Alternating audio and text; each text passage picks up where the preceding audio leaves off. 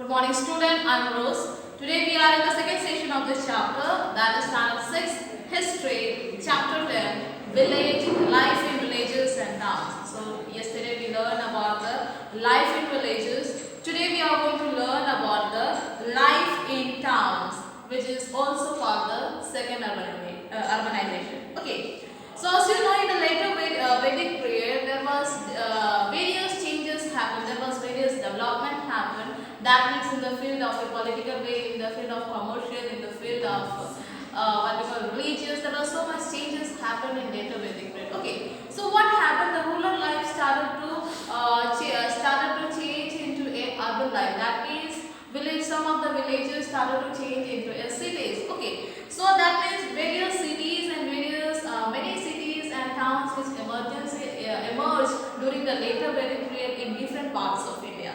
Okay, so that is why, and what were the changes? There was so much greater changes in agriculture, craft, and also the increasing in trade and commerce. Okay, so due to that, what happened? The towns and cities emerged in various ways. Okay, so that is why this later Vedic period is also called the age of second urbanization. It is also called the age of second urbanization because we can say that the first urbanization happened during the 4700 years ago. That is the age where the Harappan civilization was the first urbanization, and this later Vedic period called as the age of second urbanization. Okay, so this information we can find through the various stories, accounts of sailors and travelers, sculptures, coins, archaeological materials. From these all things we can get the information about the various cities or various sources of history in the later Vedic period. Okay.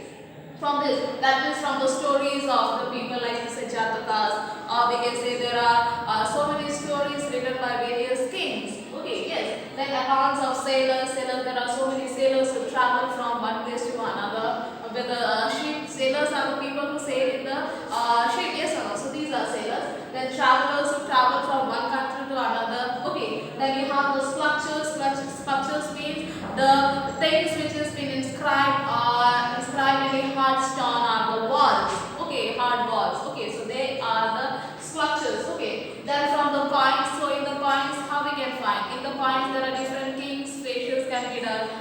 Faces are being painted over there. So through that we can get the information of the cities or the towns which developed during the later Vedic period. Then about the archaeological materials. So the archaeological material, if you talk about, this is the remains of the past which are being dug out, and through that they can study about the history or about the past. So what are the things happened during the later Vedic period? From this are the source from where we get the information. Okay.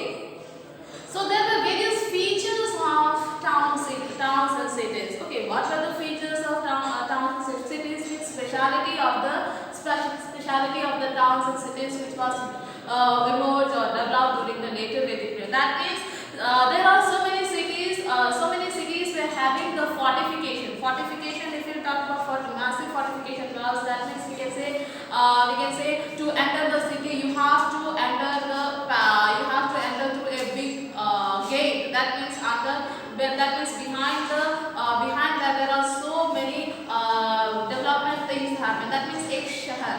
Yes or no?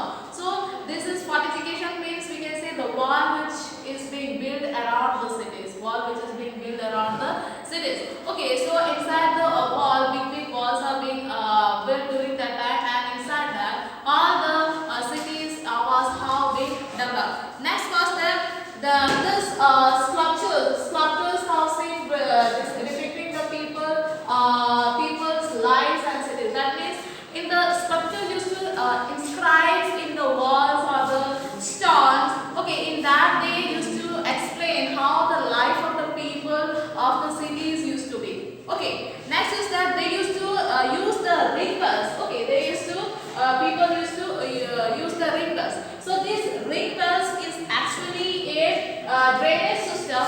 Okay, or we can say it is arranged one after another like this. Okay. So this is used to cover the drainage system. That means they use this ring well as a washroom, or we we can say toilets. Okay, so this is how it was developed. Then you can say the house of the people of the cities were made of wood, mud, thatch, or the bricks, or the stones. Okay, and if you talk about if they used to there were so much in the cities, there were different kings used to live in the cities. Okay, so that is why the walls which was being fortified, that means the walls was being built around the cities. Okay, so they used to have the mark they used to have the coins in that the faces of the king was being minted over that. Okay, then you can say there was various development, that means in the commercial way. Okay, so they used to import export the Himalayan trees and timbers. Okay, then you can say ivory, again these are the things they used to trade. Okay, so or we can say the people or the farmers used to give gifts to the kings. Okay, so this is how this was what the speciality of the towns and cities. Okay, next we are going to talk about what are the main functions of the cities. Okay, so as we know, in the later Vedic period there were various cities which being developed. In the north there was the Patliputra during that later Vedic period, and in the south there was Madurai. Okay, so these are the best example I'm just telling you. Otherwise there was so much Ujjain was there, Taxila was there. So these were the cities which developed during the later Vedic period. Okay, so what happened here? The both export and import of goods or the commerces happened. That means development in what we call commerce, or we can say trading, commerce and trading happened, or we can say developed during the later Vedic period. Okay, so there were so many ports. Ports means the port cities which developed during the later Vedic period, like we can say Maziris in Kerala. Then you have the Arikamedunia, Pondicherry. So these are the important ports which developed during the later Vedic period. Port means the cities near the seas, the near where the goods are loaded and unloaded, or we can say foreign goods are being loaded and unloaded. Okay, so this is how the export and import used to happen during the later Vedic period. Okay, so that there was various development in textile. Varanasi was the best example for the textile and pottery, ivory. Okay, then we have the Mathura. Mathura is the best example, which we can say it developed in three ways. It developed in what we call political, commercial, and religious way. Okay, so here the explanation is given about the Mathura. So this Mathura is present in the Uttar Pradesh, and this Mathura is present in the northeast, we can east-west road and the north-south road. Okay, so this Mathura is present between these all roads. Okay, so due to that, what happened? All the travelers, all the merchants used to travel, or the pilgrimage they used to travel and come, and they used to get rest. So due to that, what happened here? The Mathura became one of the important trading center, whether it is, or even we can find there is an important religious city it became. Okay, so that means this city, Mathura city, developed in three ways: in a political way, in a commercial way, and in trading way, and in the religious way. Okay, so there are so many things, so many ways it developed. Okay, next if we talk about the craft and craftsperson. Okay, so craft and craftsperson, you can say in the cities also they were craftsperson or the craftsman. Yes or no? So in the craft which they used to develop, that was the pottery, and other was the textiles. Okay, so we can say one of the most important pottery which was very famous, that was the northern black polished ware. Okay, so because it generally it is being found in the northern part of India, this kind of pot. Okay, another was the textiles. We can say there was various textile which developed. That means cloth textile was developed. Then the person or the people who were involved in the craft, they were called as the sernis.